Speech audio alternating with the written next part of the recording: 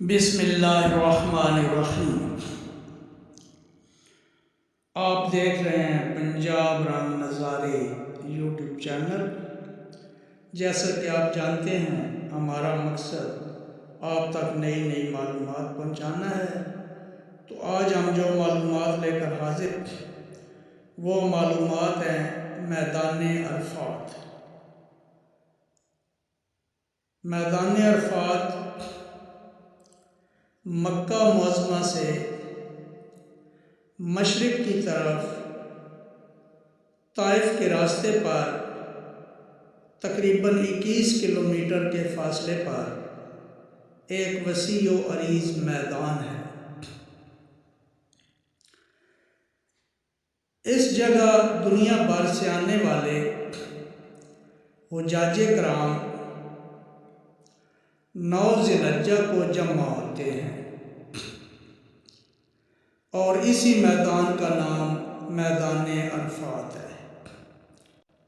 यहाँ पर एक नहायत ही खूबसूरत मस्जिद भी है।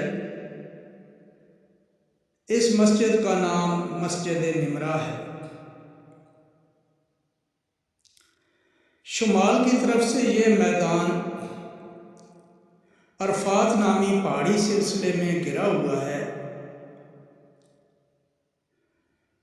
किसी ज़माना में ये मैदान बिल्कुल चटियल होता था, लेकिन अब सूरत हाल मुख्तलिफ है। यहाँ पे नीम के दरख्त हैं और सब्ज़ा भी है। मज़ीद शजरकारी जारी है।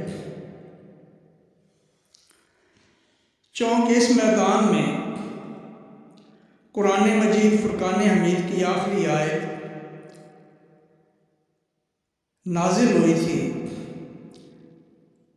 जो नबी करीम सल्लल्लाहु अलैहि वसल्लम के खुतबा हुज्जतुल विदा के मौका पर नाजिल हुई। अल यौम अकमलतु, जिसका तर्जुमा ये है कि आज मैंने तुम्हारे लिए तुम्हारे दीन को मुकम्मल कर दिया और तुम पर अपना इनाम भरपूर कर दिया और तुम्हारे लिए इस्लाम के दीन होने पर राज़ी हो गया। इस आयत का नज़ूल जुम्मतुल मुबारक 9 ज़िलहज्जा यानी अरफा को हुआ।